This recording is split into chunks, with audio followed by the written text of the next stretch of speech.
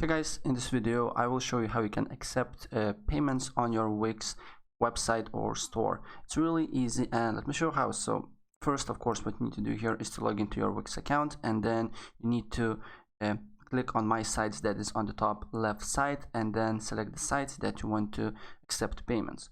So for this example, it will be Top Advice Online, so just press select and edit site here, and then we need to wait for a few seconds until we be on the our website dashboard, and then I will show you other steps that you need to take to basically accept payments on your Wix website or store. Here it's loading, and on the top there is little search bar with a magnifying glass, so we need to press on that, and you need to write here accept payments, right? And on the tools and settings, it will be the first option, accept payments. So click on it, and you should see this window, right? So choose the best way for customers to pay you, and your business is located in Lithuania. So depending on the which country you are living right now, it may be a different payment method. So I'm living in Lithuania, so there is accept credit and debit card with Wix, PayPal, and manual. So select what payment methods you want to use, and then press connect me.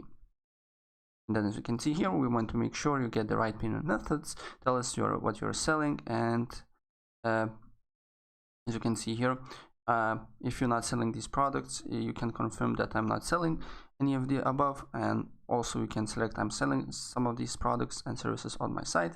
So it totally depends on you. So I will press this one, and then as you can see here, loading the best payment methods in Lithuania, and they added these payments as I requested.